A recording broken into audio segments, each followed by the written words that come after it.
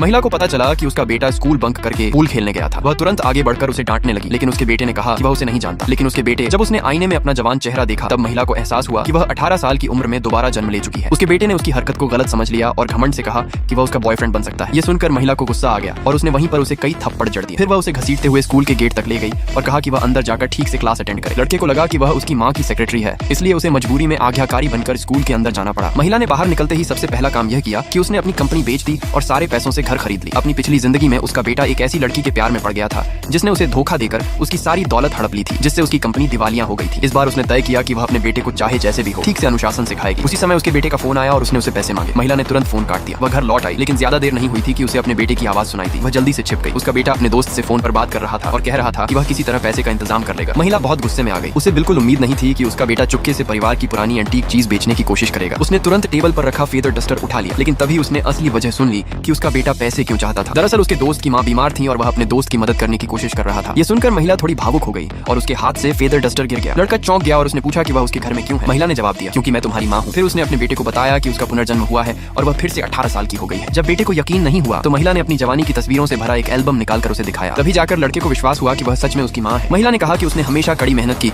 ताकि वह अपने बेटे को सबसे अच्छी शिक्षा और सबसे अच्छा जीवन दे सके। लेकिन लड़के ने कहा कि उसके सहपाठी उसका मजाक उड़ाते थे क्योंकि उसका कोई पिता नहीं था और उसकी माँ ने कभी उसकी परवाह नहीं की। ये कहने के बाद उसने कहा कि वह वापस स्कूल जा रहा है। महिला ने उसे रोक लिया। उसने कालीन के नीचे से पैसों का एक बंडल निकाला और कहा कि वह इसे अपने दोस्त की माँ के इलाज के लिए इस्तेमाल करे। अपनी पिछली जिंदगी में वह काम में इतनी व्यस्त रहती थी कि उसे अपने बेटे की स्कूल वाली हालत के बारे में कभी पता ही नहीं चला। अपने बेटे को बेहतर समझने के लिए वह उसकी क्लास में ट्रांसफर स्टूडेंट बनकर आ गई। अपने बेटे को उसकी अचानक एंट्री देखकर बहुत हैरानी हुई। क्लास खत्म होने के बाद एक लड़की ने महिला को साथ में किताबें लेने चलने के लिए कहा। जैसे ही वे क्लासरूम से बाहर निकली, उस लड़की ने उससे कहा कि वह आगे से उस लड़के से दूर रहे। उसने दावा किया कि वह लड़का स्कूल में अक्सर लड़कियों को परेशान करता है। महिला जानती थी कि उसका बेटा ऐसा कभी नहीं कर सकता, इसलिए उसने उस लड़की से पूछा कि क्या उसके पास कोई सबूत है। लड़की कुछ कह पाती उससे पहले ही महिला उसे सीधे क्लासरूम में खींच कर ले गई और जोर से अपने बेटे से पूछा कि क्या उसने कभी किसी लड़की को परेशान किया है। लड़का इतना डर गया कि उसने तुरंत ही इनकार कर दिया। लड़की को उम्मीद नहीं थी कि महिला सबके सामने ऐसा करेगी। वह महिला को खींचकर बाहर ले जाने की कोशिश करने लगी, लेकिन महिला ने उससे कहा कि वह उस व्यक्ति की पहचान बताए जिसने यह अफवाह शुरू की थी। छात्र आपस में बात करने लगे और अफवाह के स्रोत को ढूंढने लगे। जांच करने के बाद वे हैरान रह गए